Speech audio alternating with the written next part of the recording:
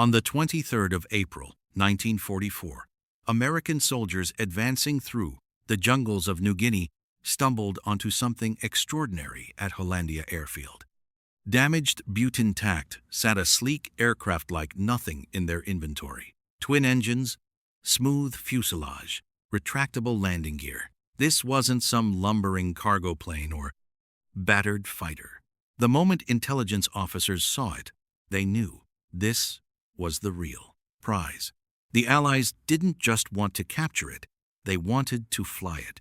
They wanted to understand it. This is the story of the Mitsubishi Ki-46 Dinah, the Japanese reconnaissance aircraft so advanced that the Americans and British would risk shipping examples across the Pacific just to study them. And the reason why goes far deeper than mere curiosity.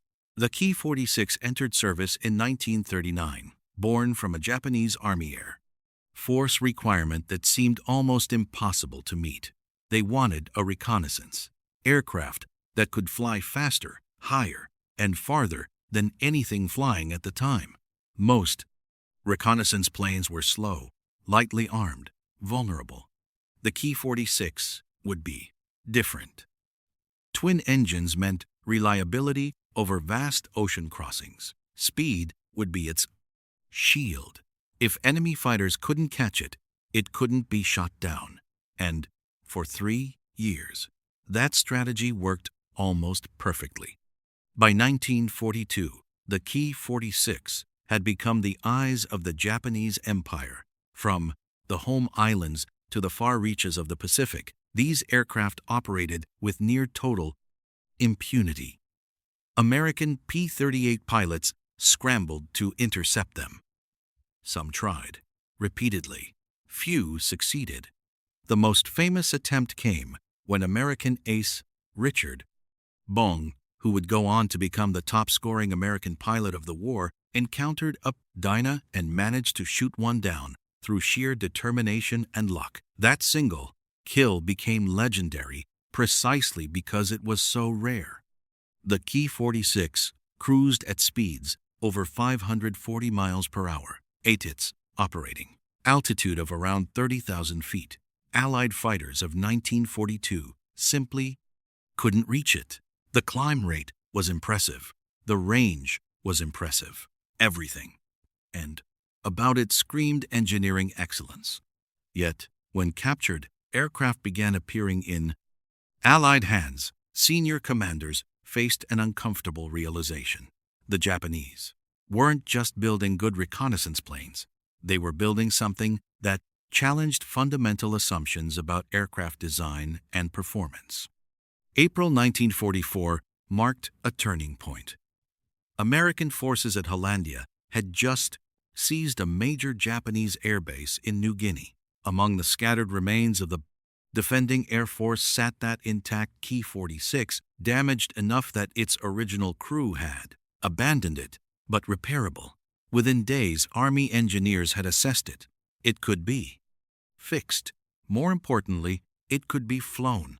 The decision was made instantly. Getito, the mainland United States. Over the following months, mechanics worked to restore the aircraft to flying condition. They repaired bullet holes, replaced fuel lines, rebuilt systems.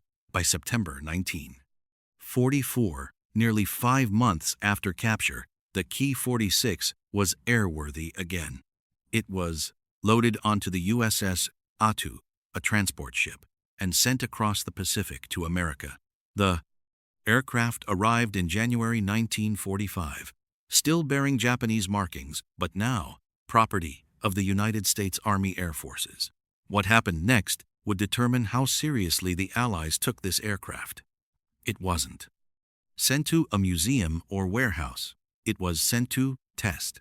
Patuxent Naval Air Station in Maryland received it first, then Anacostia, then Eglin Air Force Base in Florida. Pilots, engineers, and aeronautical specialists climbed into the cockpit and took it aloft. They tested its acceleration, its climb rate, its turning radius. They measured its speed at various altitudes. They analyzed its structural integrity, Some aspects impressed them, others troubled them. The Ki-46 represented a particular philosophy of aircraft design that had served Japan well in the early war years. Speed and range over armor and survivability, agility over firepower. It was designed to run, not fight. Yet as Allied pilots flew it, they recognized something the Japanese had understood all along. An aircraft that can't be caught doesn't need to be heavily armed. An aircraft that can't be hit doesn't need armor. For reconnaissance work, this made sense. For a fighter, it would prove catastrophic. But that distinction wouldn't become clear until American pilots were already dying in the Pacific. By 1944, the Allies understood Ki-46 operations thoroughly. The aircraft was vulnerable to fighters it didn't see coming. It couldn't outrun a diving P-50, one Mustang, or P-47 Thunderbolt at lower altitudes. The newer American fighters, armed with more firepower and protected by better armor and self-sealing fuel tanks, represented an entirely different threat environment. Yet the Japanese, hamstrung by production demands and entrenched doctrinal thinking, were preparing to field a fighter variant of this reconnaissance aircraft. This brings us to the actual moment that changed everything. The Japanese Army Air Force, desperate for new fighter designs, asked Nakajima to develop the Ki-43 based on the Ki-27. No, wait. The Army needed a replacement for the Ki-27 fighter. The Ki-43 was supposed to be faster, more powerful, yet retained the maneuverability that defined Japanese fighter doctrine. Nakajima engineers faced an engineering paradox. How do you make a larger, heavier aircraft with more powerful engines that somehow turns inside every opponent it faces? They tried. Design teams worked frantically through 1938 and into 1939. The result first flew in January 1939. Pilots complained immediately. The cockpit was too cramped. The enclosed canopy reduced visibility compared to the Ki-27 they knew. The landing gear looked overly complex for jungle operations. The aircraft felt sluggish to some, though it actually had better performance than its predecessor. The complaints were less about the aircraft's actual capabilities and more about the discomfort it caused experienced pilots, accustomed to older designs. But the Army needed fighters. Production was authorized in January 1941. The Ki-43 Hayabusa, meaning Falcon in Japanese, entered service just months before Pearl Harbor. By December 1941, fewer than 100 had been delivered. When the Pacific War began, the Ki-43 was still a rare sight. The Zero, the Navy's fighter, captured all the attention. Bhutan, the Army's China operations, the Ki-43 began to prove itself. Against outdated Chinese fighter designs and mixed Allied equipment, it was devastating. The aircraft that arrived at Hollandia in 1944 was a completely different beast from that first Ki-43. The Ki-43-2 variant featured a more powerful engine, producing over 1,150 horsepower. The wing had been redesigned, the fuselage lengthened, a butterfly combat flap deployed during turning tightened the turning radius dramatically.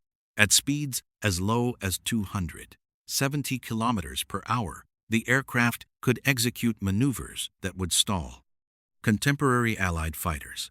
The performance in low-speed, high-G turns was genuinely exceptional. Yet this excellence came at a cost that became obvious only after hundreds had been built and thousands of pilots trained on them. The wings, lightened and refined in the pursuit of maneuverability, were distressingly prone to structural failure under stress. In steep dives, particularly when the butterfly flaps were deployed. The wing loading exceeded what the structure could tolerate. Aircraft broke apart. Training squadrons reported losses to structural failure that far exceeded losses in combat. The maximum dive speed had to be restricted, creating a vulnerability that enemy pilots quickly learned to exploit. The Ki-43's other critical weakness was firepower. Two 12.7mm machine guns. Some early variants had only 7.7mm guns. By 1942 standards, this was inadequate. By 1944 standards, it was almost comical. The P-51 Mustang carried 6 50 caliber machine guns. The Hawker Hurricane mounted 8 303 caliber weapons. The Ki-43's light armament meant that pilots had to score multiple hits in precisely the right locations to bring down an enemy aircraft against tougher allied bombers or fighters with better armor protection.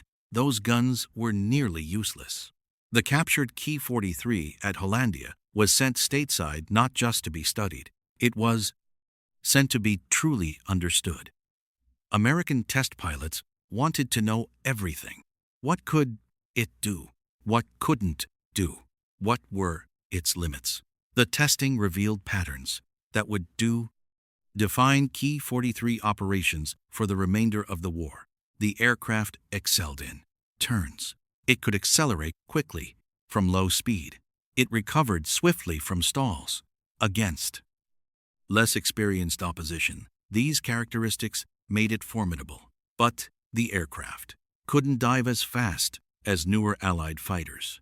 In sustained, high-speed maneuvering, the fine, superior power-to-weight ratio of American designs gradually pulled ahead. By the time serious numbers of Ki-43 aircraft were reaching the Pacific theater, the Americans had already developed tactics to counter them.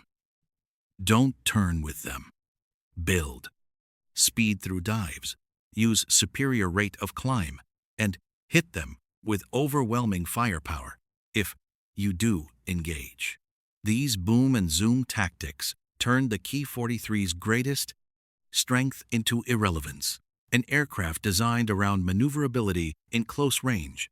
Dogfights meant nothing against an enemy that refused to dogfight.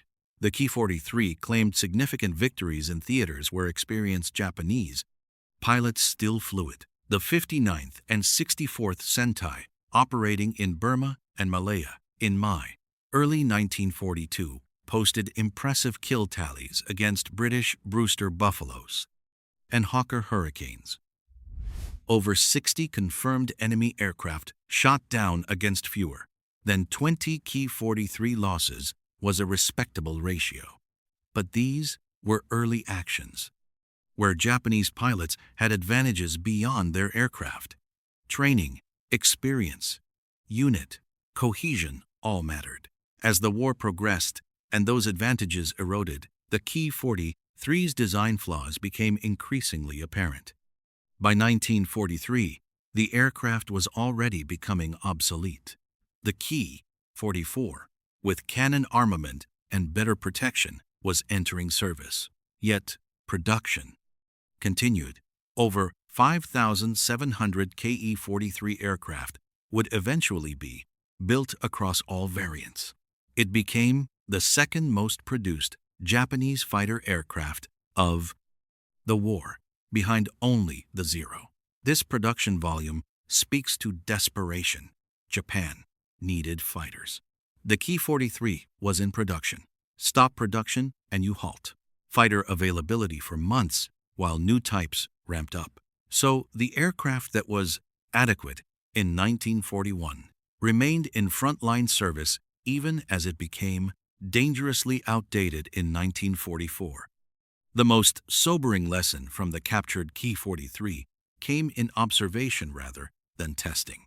American engineers noted what had made this aircraft possible. The Japanese had engineered a fighter that emphasized agility above all else. Armor was minimal. Self-sealing fuel tanks, standard on American designs, were absent. The structure was refined to absolute minimum weight. Every kilogram mattered. This wasn't the result of poverty or industrial limitation. This was deliberate design philosophy. In 10. Combat, the consequences were stark. A single burst of 50 caliber machine gun fire from a Mustang could ignite a Ki-43. The lightweight construction that made the aircraft nimble also made it fragile. Experienced Japanese pilots understood this. They developed tactics that assumed they would be shot at and had to evade. Unarmored, unprotected, they relied on superior maneuverability to survive. But inexperienced pilots, and by 1944 Japan was training increasingly inexperienced pilots, had no such luck. They flew the aircraft into engagements where its strengths couldn't be used and its weaknesses were immediately fatal. The aircraft tested at American air bases represented both the pinnacle and the tragedy of Japanese aircraft design in World War II. Engineers who understood aerodynamics as well as anyone in the world had created something genuinely impressive. The Ki-43 could outmaneuver anything in the sky. Its performance envelope was respectable. Its reliability was good.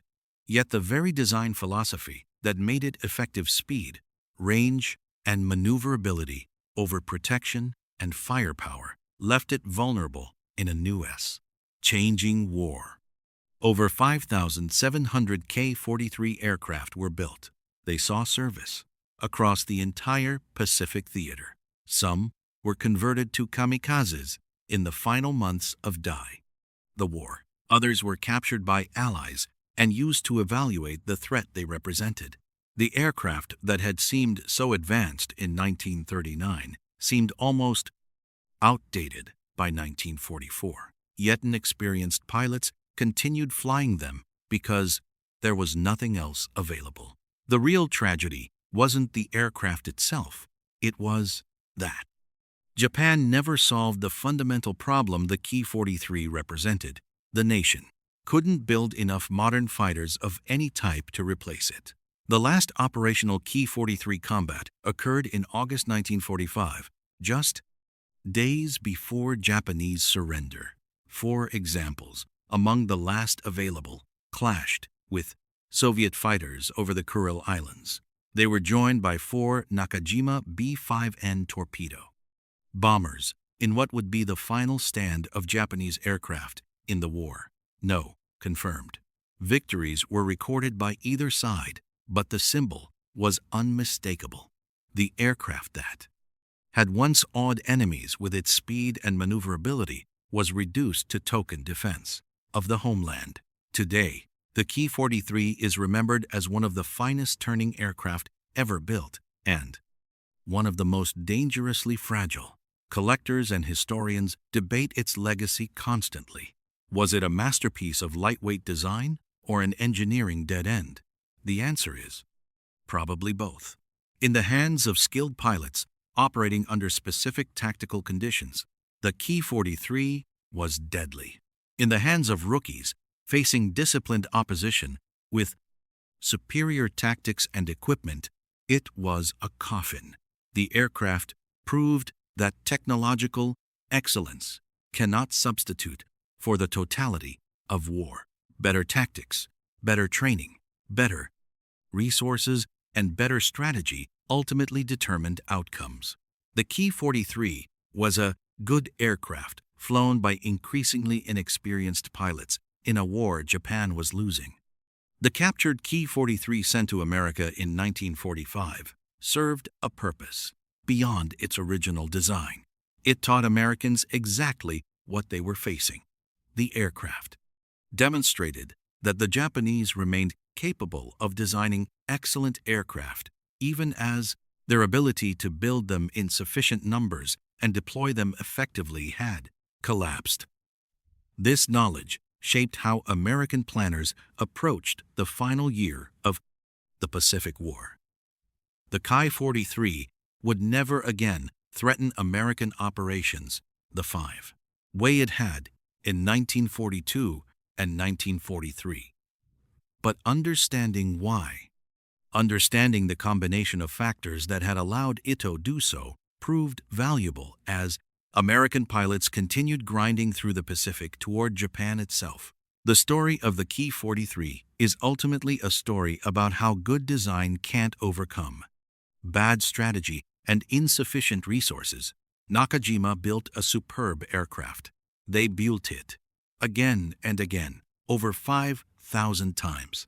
Yet none of that production changed the fundamental fact that Japan was losing the war.